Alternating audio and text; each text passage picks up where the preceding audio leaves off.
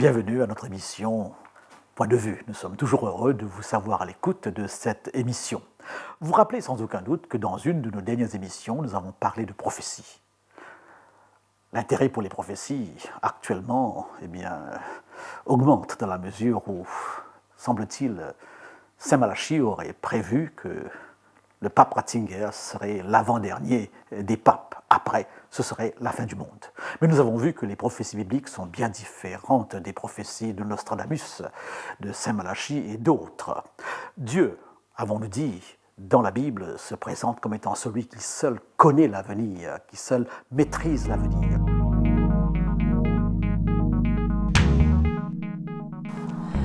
Mais en fait, existe-t-il vraiment une prophétie concernant notre époque? Oui, et nous allons ensemble voir cette prophétie. Elle se trouve dans le livre du prophète Daniel. Nous sommes en 605 et le roi Nebuchadnezzar règne en maître sur l'empire babylonien et dans une certaine mesure sur le monde. Avec la guerre de l'Irak, avec l'épopée de Saddam Hussein, Babylone, Nebuchadnezzar, l'Euphrate sont des choses que nous connaissons maintenant pour les avoir vues et entendues au travers des explications de cette guerre d'Irak. Cette histoire donc du Colosse se trouve au chapitre 2, comme nous l'avons dit. C'est Daniel, un des Juifs en exil à Babylone, qui parle. Il était parmi l'élite, les sages de Babylone, et on s'attendait à ce qu'il soit en mesure, lui, d'expliquer au roi un rêve qu'il venait d'avoir. Daniel a l'explication du rêve et il raconte au roi, premièrement, ce rêve. Au roi, tu regardais, et tu voyais une grande statue. Cette statue était immense et d'une splendeur extraordinaire. Elle était debout devant toi, et son aspect était terrible. La tête de cette statue était d'or pur, sa poitrine et ses bras étaient d'argent, son ventre et ses cuisses étaient d'airain, ses jambes de fer, ses pieds en partie de fer et en partie d'argile. Tu regardais lorsqu'une pierre se détacha sans le secours d'aucune main, frappa les pieds de fer et d'argile de la statue et les mit en pièces. Alors le fer, l'argile, l'airain, l'argent et l'or furent brisés ensemble et devinrent comme la balle qui s'échappe du nerf en été. Le vent les emporta et nulle trace n'en fut retrouvée. Mais la pierre qui avait frappé la statue devint une grande montagne et remplit toute la terre. Voilà donc, dit Daniel, au roi le songe.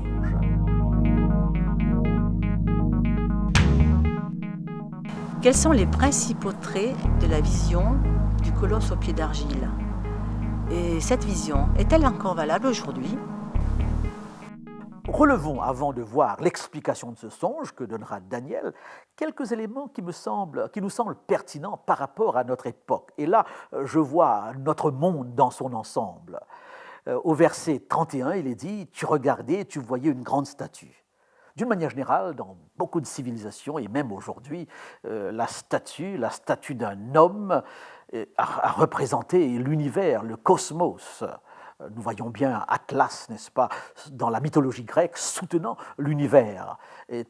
L'histoire de tous les hommes peuvent, dans cette mesure, se vérifier dans l'histoire d'un seul homme. C'est Pascal qui émettait cette idée. Eh bien, cette statue, elle est immense, elle est d'une splendeur extraordinaire, elle est debout. Et j'aime bien ces qualificatifs, car nous sommes en effet dans un monde immense, un monde d'une splendeur extraordinaire. Les capacités technologiques de l'homme aujourd'hui ont dépassé les limites. On a parfois l'impression qu'il est capable de faire tout ce qu'il veut. Les prouesses de l'homme, les réalisations de l'homme nous donnent parfois ce sentiment de grandeur, ce sentiment extraordinaire. Et je crois que ce détail mérite d'être relevé. Mais en même temps, cette statue a un aspect terrible.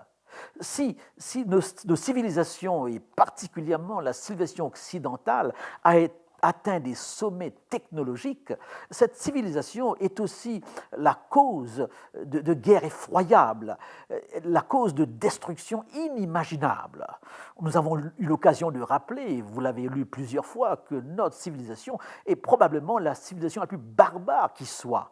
Martin Rees, cet homme de science, dans son livre « Notre dernier siècle », rappelle que les guerres ont fait beaucoup plus de morts que toutes les catastrophes naturelles ensemble. Plus de 180 millions de morts causées par l'homme. C'est l'homme qui tue l'homme. Donc, un monde admirable, impressionnant par sa technologie, mais effrayant par sa capacité de destruction. Et nous sommes toujours à la veille d'une catastrophe nucléaire, à la veille d'une destruction de l'homme par l'homme. Voilà donc un élément qui semble coller à la réalité de notre monde. Et vous constatez dans la description que donne Daniel que les métaux vont dans un sens décroissant. Après l'or, nous avons l'argent. Après l'argent, nous avons l'airain. Après l'airain, nous avons le fer. Et ensuite, l'argile. Dans la perspective biblique, prophétique, le monde n'évolue pas.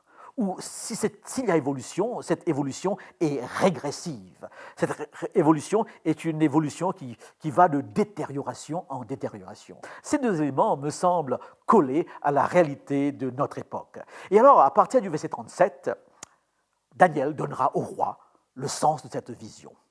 Il dira au roi, tu es le roi des rois, car le Dieu des cieux t'a donné l'empire, la puissance, la force et la gloire. Il a remis entre tes mains, en quelques lieux qu'ils habitent, les enfants des hommes, les bêtes des champs et les oiseaux du ciel, et il t'a fait dominer sur eux tous. C'est toi qui es la tête d'or. Daniel a vécu au temps de Babylone. Il va vivre au temps des deux autres empires, de l'empire médo-perse qui suivra. Donc, si un métal représente un royaume, et notamment l'or, l'empire babylonien, les autres métaux, eh bien, représentent forcément d'autres royaumes qui vont se succéder, ayant des forces décroissantes. Beaucoup d'interprètes ont vu dans cette vision l'histoire géopolitique de l'Europe. Et le premier interprète de cette vision est un certain Hippolyte de Rome, et cela remonte au IIe siècle. Eh bien oui, au IIe siècle, Hippolyte de Rome expliquait ainsi cette vision.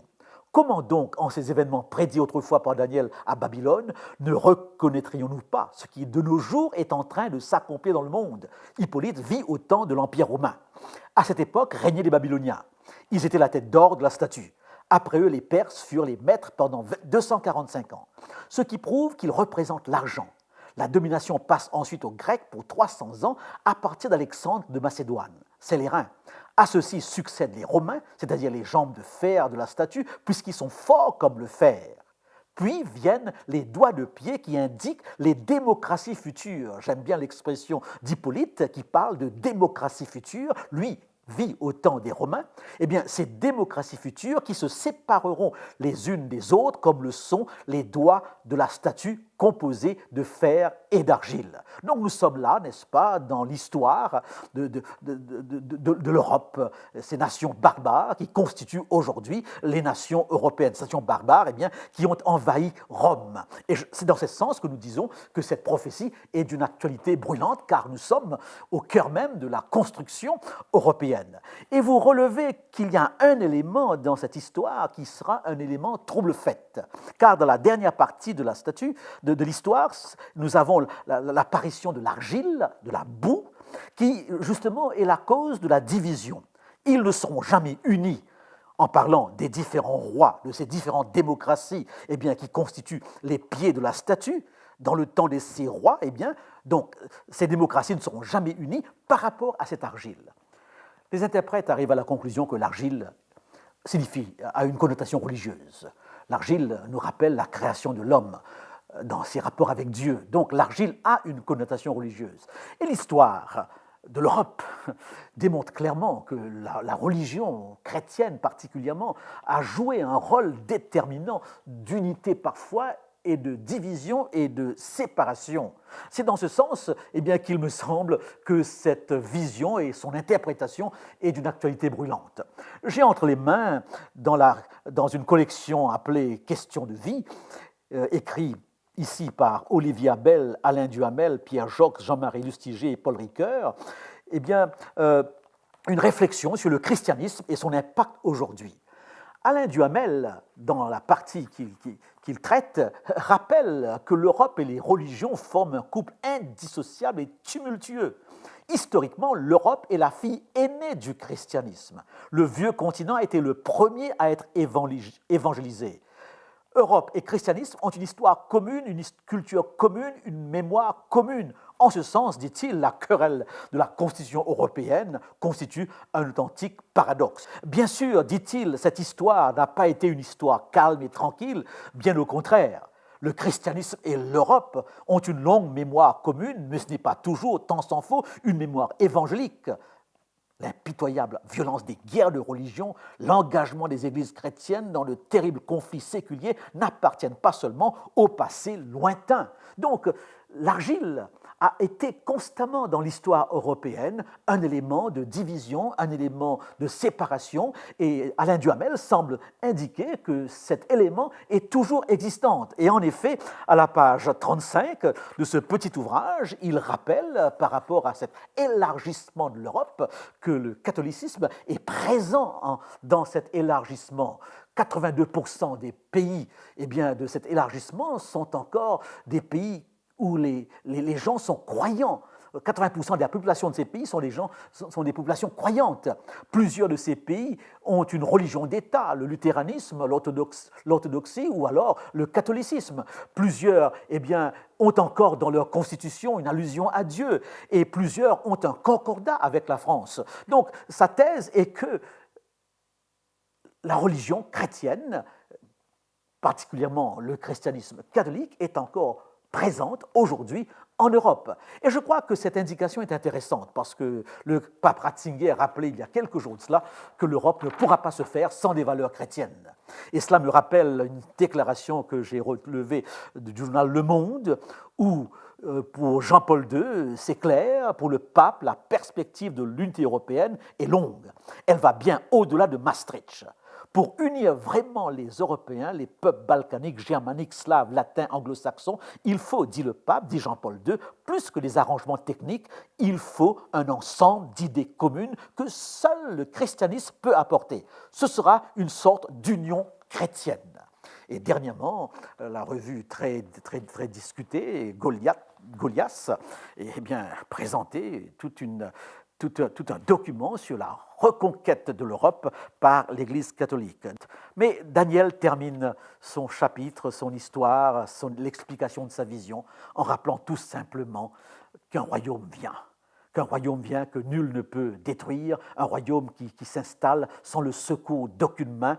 Et il dit au roi Nebuchadnezzar, ce songe est véritable et sa réalisation est certaine. Et je pense pouvoir dire, sans aucun risque de me tromper, que jusqu'à maintenant, le colosse au pied d'argile est d'une actualité pertinente. Merci d'avoir été à l'écoute. Nous vous retrouverons dans une prochaine émission.